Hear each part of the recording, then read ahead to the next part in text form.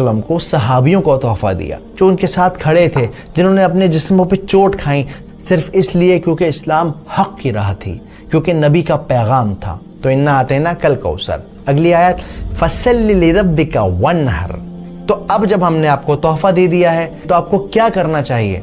आपको चाहिए कि अपने रब की इबादत करें और कुर्बानी करें। देखो, जनरली दुनिया में दो तरह की इबादतें होती हैं। एक होती है प्राइवेट इबादत, एक होती है पब्लिक इबादत। प्राइवेट इबादत क्या है? नमाज पढ़ना, तहज्जुद पढ़ना। पब्लिक इबादत क्या है? कुर्बानी करना, उसका गोश्त लोगों में बांटना, लोगों की मदद करना। तो अल्लाह सुब्हानहू तआला इस आयत के अंदर इन दोनों इबादतों का जिक्र कर रहे हैं। अब यहाँ पर ये जो वनहर का लफ्ज़ है, इसका मतलब होता है कुर्बानी देना। इसीलिए ईद उल अधा के दिन को, यानी कि बकरीद के दिन को यौमुन नहर भी कहा जाता है, यानी कुर्बानी का दिन। तो फसल्लि लिरब्बिका वन्हर, इबादत कीजिए और कुर्बानी कीजिए। और तीसरी आयत है इन्ना शानियका हुवल अब्तर। स्कॉलर कहते हैं कि जो शानिया का जो लफ्ज़ है, शानिया, उसका मतलब होता है दुश्मनी, लेकिन ऐसी दुश्मनी कि इंसान उसके अंदर अपनी अकल खो दे, उसका दिमाग काम करना बंद कर जाए। अब आप नोट करिए, अल्लाह के रसूल के घर में एक इंतकाल हो गया है, लेकिन ये अबू लहब ये मजाक उड़ा रहा है, मिठाइयाँ बांट रहा है। उसकी अकल ने काम करना बिल्कुल बंद कर दिया। एक इंसान की जो बेसिक ह्यूमैनिटी होती है, वो उसकी अकल काम नहीं कर रही।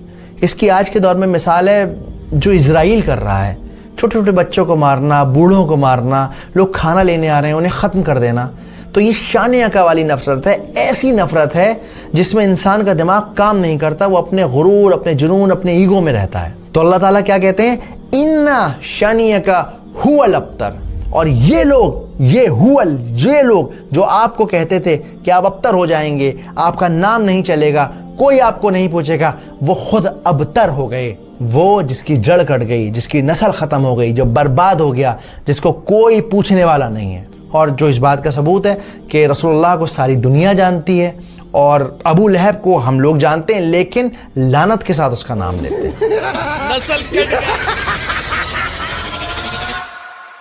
लेकिन आज इस सूरत का हमारी ज़िंदगी में क्या रेलेवेंस है? कैसे हम इस सूरत को अपनी ज़िंदगी में उतार सकते हैं? देखिए, आज भी अक्सर ऐसा होता है कि हम परेशान होते हैं ना, तो लोग ताना मारते हैं, चार लोगों में बैठकर मजाक बनाते हैं।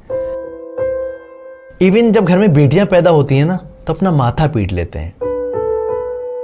इंसान इस तरह की हरकतें करता है ना, तो एक्चुअली वो अबू लहब की राह पे चल पड़ता है। अबू लहब क्या कहता था?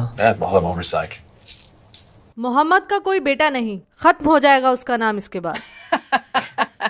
उसकी सोच ये थी कि इंसान की जो नस्ल है वो सिर्फ और सिर्फ लड़के से चलती है। हमारे माशरे में आज कितने ऐसे लोग हैं जो इस तरह की बातें सोचते हैं।